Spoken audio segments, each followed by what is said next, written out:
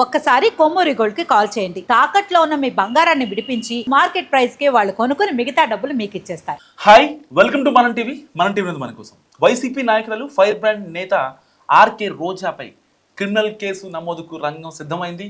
YCP హయాంలో సుమారు 40 కోట్ల రూపాయల మేరకు ఆమె అవినీతి చేశారని, అక్రమంగా పోగేసుకున్నారని విజిలెన్స్ అధికారులు ఇచ్చిన నివేదికలో స్పష్టం చేశారు. అధికారులు ఏకంగా 30,000 పేజీల నివేదికను అందించారు. ఆమెతో పాటు అదే వైసీపీకి చెందిన యువ నాయకుడు బైరెడ్డి సిద్ధార్థ రెడ్డి పైన విజిలెన్స్ అధికారులు అభియోగాలు పేర్కొన్నారు.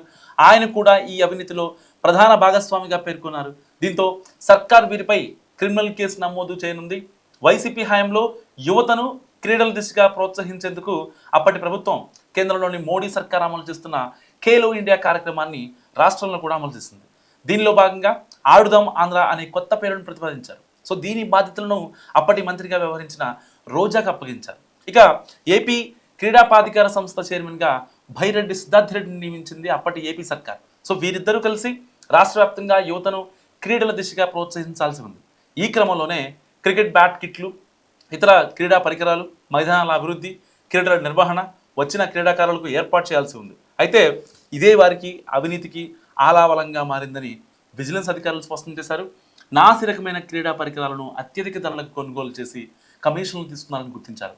మైదానాల అభివృద్ధి పేరుతో కేవలం మట్టిని తరలించి గ్రావెల్గా రికార్డుల్లో నమోదు చేశారని పేర్కొన్నారు. సో క్రీడాకారులకు 3 స్టార్ హోటల్ భోజనాల ఏర్పాటుతో పేరుతో మెస్ భోజనాలు పెట్టి సొమ్ములు వెనకేసుకున్నారు. ఇలా అడుగడుగున అవినీతి జరిగిందని, కేవలం 30 కోట్ల రూపాయలు ఖర్చు అయ్యే చోట మొత్తం 100 కోట్ల రూపాయలను ఖర్చు చూపించారని విజిలెన్స్ పేర్కొంది. వాస్తవానికి రోజా బైరెడ్డి వ్యవహారం ఇప్పటిది కాదు. వైసీపీ హయాంలోనే ఆ పార్టీకి చెందిన శ్రీకాకుళం నాయకుడు ఫిర్యాదు చేశారు.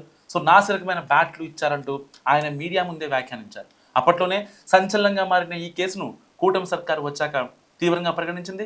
ఇక చిత్తూరుకు చెందిన కూటమి పార్టీల నాయకులు కూడా దీన్ని సీరియస్ తీసుకున్నారు.